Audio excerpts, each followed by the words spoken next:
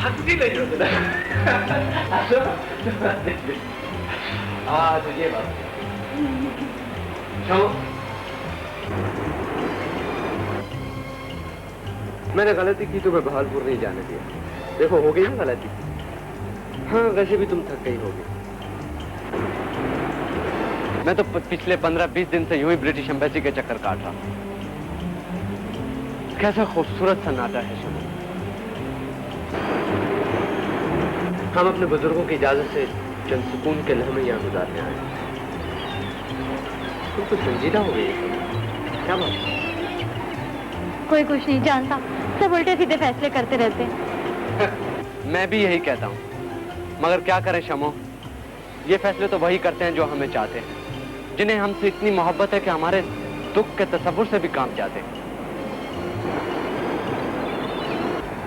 मैं तो 2 साल की हाउस जॉब कर लेने के बाद 2 साल बाकी बचते, और हाउस जॉब तो मैं यही कर चुका हूँ। बस 2 साल? अरे 2 साल, और वो भी क्या पता कि मैं बीच ही में आ जाऊं। अब तो मैं सिर्फ फूफाजान के हुक्म की तामील के लिए जा रहा हूँ। ताहिर भाई किस कदर सच बात करते हैं। तुम ठीक कह रही हो, उसकी बात पेशेंगोई सच हो गई है। शम्मो, मेरी मंगनी के बावजूद बदर चचा ने कमर भाई के लिए बड़े मौसर अल्फाज में फूफाजान से तुम्हारा रिश्ता मांगा है। कब?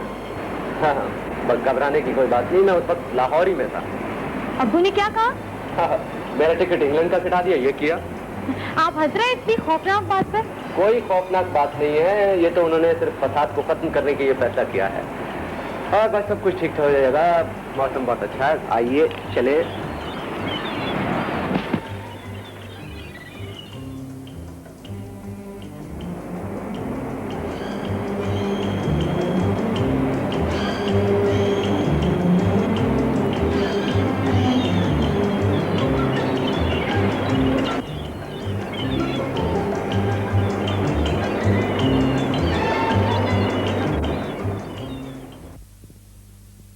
आइए आइए ज़ियाउर रहमान साहब, तशरीफ लाइए। अस्सलाम वालेकुम जैद साहब। वालेकुम अस्सलाम। कैसे मिजाज है? अल्हम्दुलिल्लाह, तशरीफ रखिए।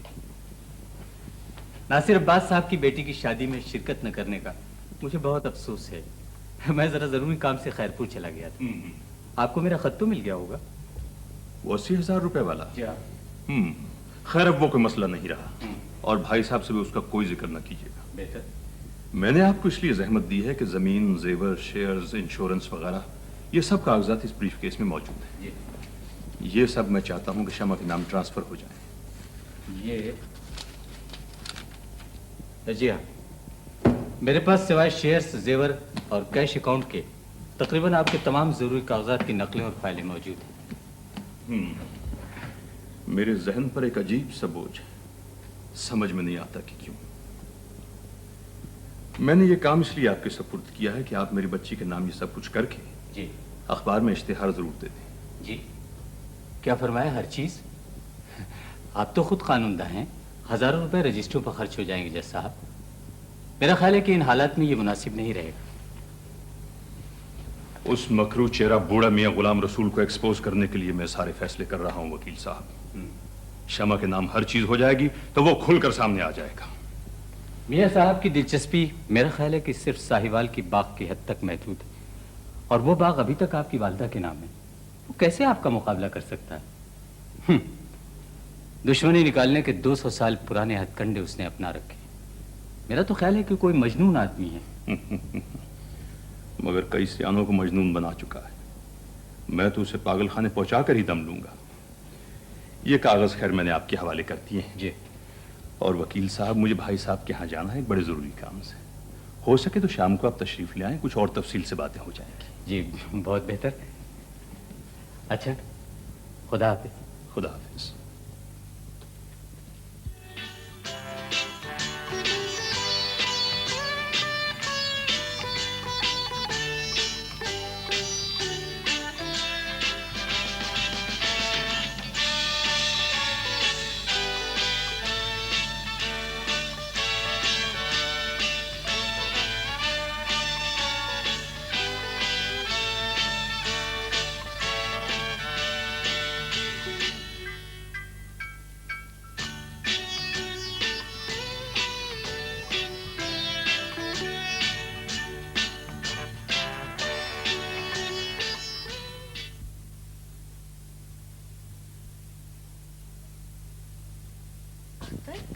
गए थे बेटे? बदरुल हसन घंटे भर से तुम्हारा इंतजार कर रहे हैं। बहुत अच्छा हुआ, मुझे भी आज के दिन का बड़ा सख्त इंतजार था।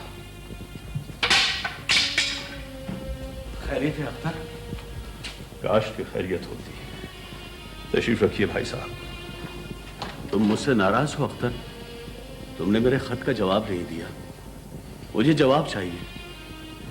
तुम्हारा और मेरा रिश्ता कायम रहने की सिर्फ एक ही सूरत रह गई है। मंसूर को अच्छी से अच्छी लड़की मिल सकती है, लेकिन अगर कमर को शमा का रिश्ता ना मिला तो मैं मर जाऊंगा। अब मुझे जवाब चाहिए। जवाब दे सकता तो मैं जरूर देता भाई साहब। मुझसे जवाब तलब करने के बजाय यही सवाल आप कमर से करते तो कितना अच्छा होता। जवानी में गलतियां सबसे होती हैं। कमर इतनी बड़ी सजा का मुस्तहक नहीं है। शायद तुम्हें याद हो, विलायत में तुम्हारी भी एक मेम से दोस्ती हो गई थी। आप कितने सादा और मासूम तबीयत के आदमी हैं भाई साहब। मोहब्बत को हकीकतों की कसौटी पर नहीं, सिर्फ मोहब्बत ही से परखना जानते हैं। शमा और कमर के रिश्ते की कोई सूरत नहीं बनती। मैं जानता हूं कि सब मुझे अहमक समझते हैं, लेकिन मैंने ये रिश्ता बहुत सोच समझ कर मांगा है। अब तो मामू मियां भी यही चाहते हैं। तो मियां गुलाम रसूल भी चाहते हैं कि शमा और कमर का रिश्ता हो जाए। बहुत अच्छा किया आपने मुझे ये बता दिया। साजिश की यही डोर तो मेरे कब्जे में नहीं आ रही थी। मियां गुलाम रसूल ने इस रिश्ते के लिए आप पर भी कुछ जोर डाला होगा। कमर को उन्होंने ही लाहौर भेजा था। बहुत खूब। आपने भाई साहब मुझे ये सब कुछ बताकर अपनी बेमिसाल मोहब्बत और मासूमियत का सबूत दिया है। मेरा जी चाहता है अपने भाई की मासूमियत और मजलूमियत पर चीखें मार मार कर रो। मियां गुलाम रसूल जैसे शैतान सिफत इंसान के कब्जे में आप जैसे सादा लो आदमी अगर बेबस ना हो जाए तो उसका शैतानी कारोबार कैसे चल सकता है? भाई साहब भूल जाइए कि शमा और कमर का रिश्ता हो सकता है। अगर ये काम हो गया तो 2 घर बर्बाद हो जाएंगे, मेरा घर भी और आपका भी। तुम्हें मुझ पर एतमाद नहीं अख्तर? तुम मुझे जाहिल और बेवकूफ समझते हो। कमर समझ जाएगा। मैं तुमसे कह रहा हूं कि वो ठीक हो जाएगा। बड़े बड़े बिगड़े हुए समझ जाते हैं। तुम उस पर एक दफा एतबार तो करो अख्तर।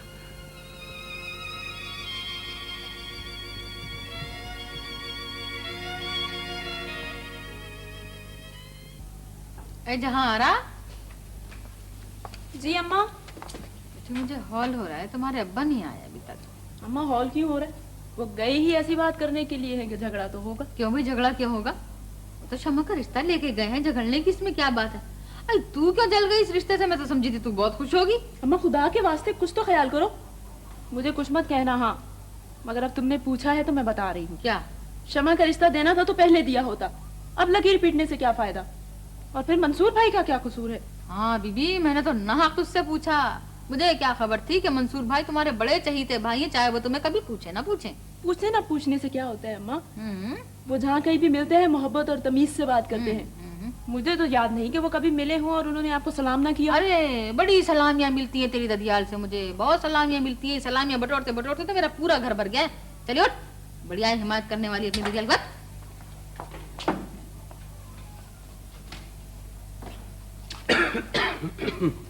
ये तुम मुंह लटकाए कहाँ से चले आ रहे हो? वही ढाक के 3 पात, नहीं सो नहीं है ना? चुप हो जाओ हलीमा, खुदा के वास्ते चुप हो जाओ। वाह मियां वाह, न सूत न कपास, कोलू से लट्ठम लट्ठा। कुछ हमें भी तो बताओ, बात क्या हुई आखिर? कहाँ गए वो तुम्हारे ताबीज गंडों के तासीर जो मामू मियां बरसा बरस से तुम्हारे लिए कर रहे थे? मैं भी कितना अहमक हूं कि तुम्हारी बातों में आ गया। अब्बा मियां का हुक्म हो गया है, अब शमा की शादी हो जाएगी। अख्तर पर किसी का हुक्म नहीं चल सकता, ये हमारी किस्मत है। इस पर सिर्फ खुदा का हुक्म चल सकता है। मामू मियां के ताबीज गंडों से मेरी किस्मत नहीं बदल सकती। अब्बा कहते हैं नेचरियों के दिल पत्थर के हो जाते हैं। अब पत्थर पे तो किसी ताबीज गंडे का असर होने से रहा, भाई किसी इंसान का दिल हो तो कोई असर भी हो, पत्थर पे क्या असर होगा तुम खुद बोलो। जो तुम्हारा अब मैं वजीफा कर रही हूँ, देख लेना दुश्मनों की गिग्गी बन जाएगी। जो तुम्हारा जी चाहे करो, मेरा सर मत खाओ। एक बात तो बताओ, भाई ने तुम्हें टड़खाया कैसे? कह दिया होगा भैया माफ करो माफ करो माफ करो, है ना? भीख मांगने नहीं गया था, बेटी मांगने गया था। अच्छा चुप हो जाओ वरना मैं कहीं और जाके मर जाऊं। ओफो, चुप हो जाऊंगी। अब्बा को और तुमको हवा भी नहीं लगेगी किधर गई हलीमा, ऐसी चुप साध के बैठूंगी मैं अब। क्या क्या क्या कह रही हो? क्या किसी और कोई पीर फकीर के चक्कर में तो नहीं फंस गई? मामू मियाँ की हद तक तो ठीक था, खुदा के लिए किसी और पीर फकीर के चक्कर में ना फंस जाना। छोड़ो, अब्बा को भी देख लिया मैंने, वही मुर्गे की एक टांग, बाग बाग बाग, कम वक्त बाग न हो गया, काफत जान हो गई। मैंने अब बैत की है पीर तवल्ली शाह की। क्या क्या कह रही हो? वो तो इस शहर का सबसे बड़ा गुंडा है। तुम अरे तौबा करो। किसके साथ गई थी? कब गई थी? गई थी मैं? ये क्या पूछने की बात है किसके साथ गई थी, कब गई थी? लो इस उम्र में खड़े हो गए मुझसे ये पूछने के लिए किसके साथ गई थी, कब गई थी? मुझ पे पाबंदियां न लगाना। सुना मैंने कह दिया अब्बा की तरह से, बेचारी अम्मा दिख में मर गई मगर अब्बा कभी अस्पताल लेके नहीं गए। एक बात सुन लो कान खोल के, पीरों से और डॉक्टरों से कोई पर्दा नहीं होता है। कभी तो मेरी बात मान लिया करो, कभी तो मेरा मशवरा ले लिया करो। अच्छा बाबा मान ली मैंने बात, अब नहीं जाऊंगी। मैं तो पहले इजाजत लेके आ गई हूँ पीर साहब से। अब घर में ही बैठ के चुपचाप का रोजा रखूंगी, मेरे यही सारे काम हो जाएंगे। कमर की शादी शमा से नहीं हो सकती, क्यों चुपचाप का रोजा रख रही हो? मैं कब चाहती हूँ कि शमा की शादी हो कमर से? मैं तो खुद नहीं चाहती, तुम और अब्बा ही चाहते थे। मैं तो तुम्हारी खातिर कहती थी। अब तो अल्लाह का शुक्र है मेरे बेटे का दिल भी हट गया है। बस मैं ये चाहती हूँ कि किसी जात पात का चक्कर न चल जाए। अच्छा, जो तुम्हारा जी चाहे वो करो। मैं तो सोने की गोलियां खाकर सोने जा रहा हूँ। 9 बजे से पहले मत उठाना। मेरी बात सुनो, अभी मत जाओ। कहाँ भागे चले जा रहे हो? वो जहाँ रख ससुराल से लाल खत आया है, वो लोग रुखसती मांग रहे हैं। भाई कर दो, इस मुसीबत से भी निजात मिले। मेरा दिल तो वैसे ही परेशान है। हर वक्त परेशान ही रहती हो। सच पूछो तो ये बाग मैंने जहारा और कमर के बुरे दिनों ही के लिए बचा रखा है। अरे तुम देख लेना, कोई दिन जाते हैं कि बदरुल हसन की सारी जायदाद हलीमा के फोड़पनों कमर की अय्याशी की नजर हो जाएगी। बेटे तुम अच्छी तरह सोच समझ लो कि शमा के नाम जायदाद करके तुम ऐसे शैतान के मुकाबले पे खड़े हो रहे हैं जिसे सारी जिंदगी में अपनी खामोशी के मंतर से सुलाती रही हूँ। मेरा तो बस एक ही उसूल रहा है, जवाब जाहला बाशत खामोशी। मेरे बच्चे उसकी खबासत का तुम्हें सही अंदाजा नहीं है। अम्मा मैं उस मूजी का सर कुचल कर रहूंगा, देखूंगा मेरा क्या बिगाड़ सकता है वो। अब बेटे मेरे तो न जिस्म में जान रही है और न दिल में जान रही है, बस वहशत होती रहती है। और वैसे तो गुलाम रसूल जानते हैं कि तुम्हारी सारी जायदाद शमाई को जाएगी, नाम कर देने से क्या हो जाएगा। क्योंकि अम्मा कोई कहाँ तक बर्दाश्त कर सकता है। वैसे अख्तर भाई बिल्कुल ठीक कह रहे हैं, वो इतने दिनों से अंदर ही अंदर साजिशें कर रहा है और अब जबकि ऐलान हो गया वो कैसे खामोश बैठेगा भला बताएं। अब आप मुतमईन हो गई खुर्शीद भाभी? अब आपको मालूम हो गया मंसूर को बाहर क्यों भिजवा रहा हूं मैं?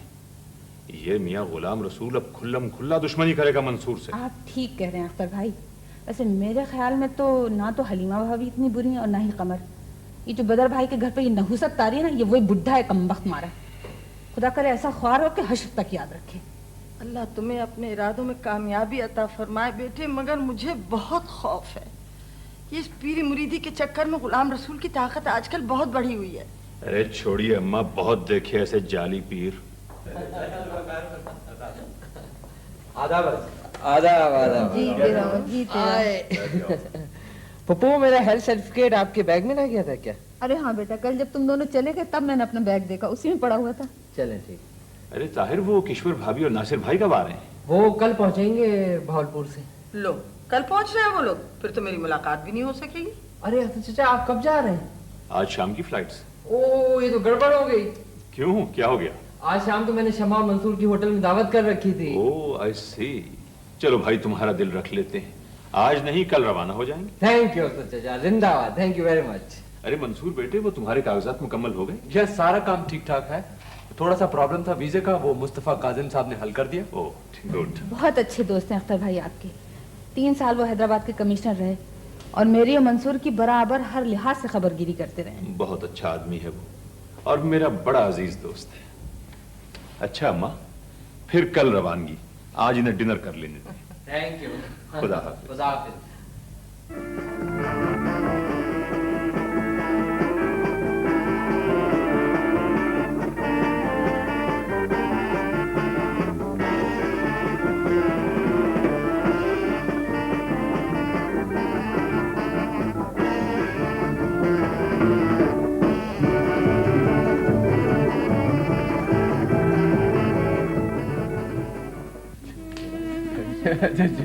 जो भी मैंने उनको बताया था तो जो भी मैंने बताया था कह रहे थे। 8 बज गए, ताहिर भाई और ज़ेरा तो अभी तक नहीं आए। देख लो, मेहमान सब हैं और मेजबान गायब है। अच्छा तो ऐसा करके मिस्टर मंसूर महमूद आप ही? जी हाँ। ये आपका लेटर। किसने दिया? जी ताहिर साहब ने। कहाँ है वो? जी वो तो चले गए। अच्छा ठीक है, शुक्रिया। लिखा है, दो दिलों को ये दुनिया मिलने ही नहीं देती। जालिम समाज ने अपने बदनामी का दाग मिटाने के लिए तुम दोनों को होटल रेनबो में अहमकाना बातें करने का मौका दिया है। खाना कम, बातें ज्यादा करना, और अगर हो सके तो पानी के गिलास पर गुजारा कर लेना। इस होटल में प्याज के लच्छे की कीमत 20 रुपए बन जाती है। ताहिर, शरीर के शिकार। बेटा क्या बात है, इतनी देर से कोई मेन्यू नहीं आया? जल्दी से। अच्छा ये मेरे मंसूर से मिले जाओ। बैठ रहिए। शमा, यहाँ हमारी मेज पर एक कुर्सी खाली है, यहाँ कर बैठो। मंसूर को वहीं बैठा रहता। क्या कर रहे हो कमर? दोनों बैठे रहने। तुम खामोश रहो नसीम। मैं अपने घरेलू मामलात में किसी की मुदाखलत बर्दाश्त नहीं करता। बैठ जाइए। मेरा इधर आओ। जी साहब। जाओ उस मेम साहब को बोलो कि आकर हमारी कुर्सी पर बैठे। बेहतर साहब।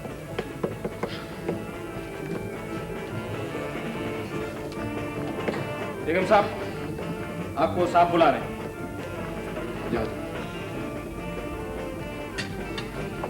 क्या कहना चाहते हैं आप? आपके बाप चुपका बैठा रहे अपनी कुर्सी पर। मैं अपनी कजन से बात कर रहा हूँ। क्या कहना चाहते हैं? जाहिल, कमाल बात करने की तमीज। शमा, मैं आखिरी बार तुमसे कह रहा हूँ कि आकर हम यहाँ बैठा हूँ। मैं 7 तक गिनूंगा, अगर तुम ना आई तो मार मार के मैं मंसूर का चेहरा बिगाड़ दूंगा। 1 2 3 4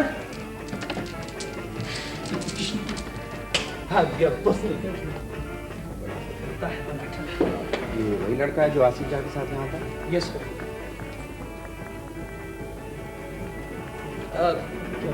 मैनेजर सर, मैं आपका बहुत पुराना कस्टमर हूँ। जी मैं जानता हूँ, आप मेरे बहुत पुराने कस्टमर। Thank you. अभी देख लेता हूँ पुराने कस्टमर। आज तुम फिर होटल में दंगा फिसाद कर आए हो। गजब खुदा का, पुलिस घर तक आ गई। शरीफों के घर पुलिस आ गई। एक अद्दा से होटल वाले की ये जुर्रत। तुमने मुझे कहीं का न रखा खबर, तुमने मुझे कहीं का न रखा। पुलिस होटल वाले के हुक्म पर नहीं, जज अख्तर हसन के हुक्म पर भाई के घर आई थी, वरना उस होटल वाले की ऐसी क्या मजाल। खैर अगर पुलिस आई भी थी तो क्या बिगाड़ लिया मेरा। जज अख्तर हसन का हुक्म सुन के आई थी, मेरे नाना का नाम सुनते ही भाग गई। तुम नहीं मानोगे, मैं कब तक तुम्हारी पर्दापोशी करूं खबर, कब तक पर्दापोशी करूं। लोहा लोहे को काटता रहेगा। मैं वही कुछ करूंगा जो नाना मियां कहते रहेंगे, वही कुछ करूंगा। मोटर लिया तुमने? नहीं। शेयर्स खरीदे? वो भी नहीं। और क्या नाम के शादी की तुमने? नाना ये तो बहुत मुश्किल काम है, ये मैं क्या कर सकता हूँ। और क्या नाम के 10,000 रुपये तुमने हमारा चटनी कर दिया। अरे बेटे हमने तो पाई पाई करके जोड़ा था। कमर मियां तुम बहुत तंग करते हो, क्या नाम के बहुत शरीर हो। अरे नाना मियां इसी शर्मिंदगी की वजह से तो क्या नाम के मैं आ नहीं रहा था आपके पास। कुछ समझे नाना मियां क्या नाम के? शरारत नहीं जाती। अच्छा ये बताओ, कोई पुलिस वाला था? नाम क्या था उसका? हाँ नाना मियां वो नसीम जफर, वसीम जफर ऐसी कुछ बता रहा था। हाँ हाँ नसीम जफर। अरे उसका तो पूरा खानदान हमारा मुरीद है बेटे। जब तो आपका नाम सुनते ही भाग गया। हाँ तुमने बहुत अच्छा किया जो हमारा नाम ले दिया। और हम तो इस मंसूर के बच्चे की ऐसी खबर लेंगे क्या नाम के कि ये अख्तर हसन नाचता फिरेगा, रोता फिरेगा क्या नाम के। हाँ अच्छा बेटे ये बताओ, कुछ पता चला कि ये मंसूर कहाँ जा रहा है और कब तक के लिए जा रहा है? हाँ वो नसीम बता रहा था कि इंग्लैंड जा रहा है और डॉक्टर की बड़ी डिग्री लेकर लौटेगा मरदूद। अरे लौटेगा क्यों, बदबख्त सा ख्वार होगा। तुम देख लेना, फकीरों की बददुआएं लेना कोई अच्छी बात नहीं है। और हमने तो क्या नाम के ऐसे ऐसे मोरे फिट किए कि माँ तो हो ही नहीं सकती। हाँ बहुत दिनों सब्र किया हमने। नाना मियाँ जल्दी कीजिए, कहीं ऐसा ना हो कि आपके मोरे फिट होते रहें और आप खुद पहुंच जाए अल्लाह मियाँ के पास। अरे हमें अल्लाह मियाँ क्या पहुंचा रहा हो? हमें कोस रहा हो? नहीं नाना मियाँ को कोस रहा हो? नहीं नाना मियाँ आप नाराज हो रहे हैं। अच्छा नाना मियाँ एक काम कीजिए, कुछ रुपए दे दीजिए ना। अरे बेटे तुम बहुत तंग करते हो, बहुत रुपए ले चुके हो तुम। नहीं नाना मियाँ देखिए रुपए दे दीजिए वरना हम नाराज हो जाएंगे आपसे। अब फिर नाराज होने का हमको डरावा देते हो क्या नाम के। अच्छा ठहरो हम देते हैं। कमर भाई हम सबसे नाराज मालूम होते हैं। मंसूर, कमर अपनी तबाही अपने ही हाथों से खींच कर ला रहे। यार मैंने इस कदर बेभरोसा आदमी नहीं देखा। बड़ी से बड़ी बात का पलट देना, कहीं से मुकर जाना, ये तो उसके बाएं हाथ का खेल है। यार नसीम, ये तुम्हारी दोस्ती हुई कैसे उससे? मेरी दोस्ती उससे कहाँ थी? मेरी दोस्ती तो नजम से थी। बस इसी चक्कर में वहां पहुंच गया। अब पछता रहा हूँ बुरी पर। वैसे ताहिर, कल होटल वाले हादसे ने तो मेरे हवास खराब कर दिए। खैर, तुम अब मंसूर की दोस्ती का हक अदा करो और कमर से तर्क ताल्लुक मत करो, जाते आते रहो। ताहिर, तुम इस बेचारे को कहाँ फंसा रहे हो? मैं तो वैसे ही पाकिस्तान से जा रहा हूँ। एक बात जहन में आती है ताहिर, अगर हम दोनों कमर भाई वाली सिचुएशन में होते तो जरूर उसी तरह रिएक्ट करते। यार मंसूर, तुम्हारे मौका बेमौका के बुलंद इखलाक के मुजाहरे देख के मेरा खून खौल उठता है। मान लिया जनाब आप वली सिफत इंसान है, लेकिन खुदा के लिए 2 मिनट के लिए खामोश हो जाएं, मैं तो नसीम से बात कर लूं। वो मैं ये कहूंगा कि तुम लोगों को भी चौकस रहना चाहिए।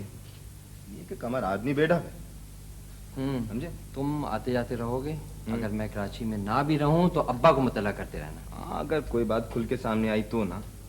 और जिसकी तवक्को मुझे इसलिए नहीं है कि कल मैं कमर को बहुत कुछ सुना के घर गया था। ताहिर, अख्तर चचा लाहौर पहुंच गए? नहीं, अभी कहाँ पहुंचे होंगे, प्लेन आधा घंटा लेट था। अच्छा मंसूर, तुम जा रहे हो एम्बेसी? हाँ, तो ऐसा करो कि आफाक का इंतजार कर लो या फिर नसीम को साथ ले जाओ, अकेले मत जाना। ताहिर, मैं कुछ 4-5 साल का बच्चा हूँ कि अगर अकेला निकला तो हवा काट लेगा। हवा काट लेगा।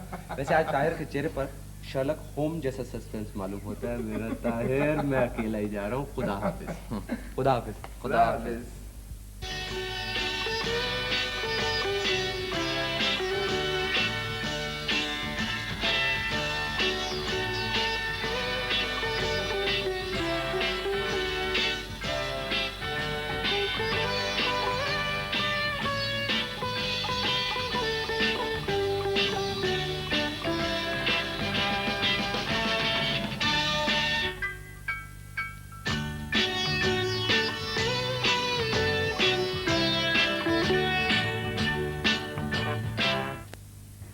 हेलो शामू, हाँ मंसूर बोल रहा हूँ। ठीक है, हाँ मैं ब्रिटिश एम्बेसी से बोल रहा हूँ। देखो यहाँ पे मुझे देर हो जाएगी, मैंने ड्राइवर के हाथ गाड़ी भिजवा दी, तुमने शॉपिंग और जो काम हम करना है वो कर लो। मुझे पता है नासिर मामू कुछ नहीं कहेंगे, और उनसे कह देना कि खाने पे मेरा इंतजार मत करें। हाँ भाई, मैं टैक्सी में आ जाऊंगा, तुम्हें फिक्र करने की कोई जरूरत नहीं। हाँ आ जाऊंगा, क्योंकि मैं आज काम करना चाहता हूँ, सारा काम हो जाएगा। हाँ ठीक है, ओके, खुदा हाफिज। लीजिए भाई, इन्होंने तो आने से इनकार कर दिया, सारा प्रोग्राम खराब करके रख दिया। नासिर चाचा तो खफा होंगे, तुम ही कोई बहाना सोचो। भैया मंसूर भाई बड़ा बोर करते हैं, अब हम लोग कितना बोर होंगे। गाड़ी तो आ रही है, चलो बाजार चलते हैं खुद ही। अच्छा चलो पहले खाना खा लेते फिर चलते हैं। हाँ ठीक है।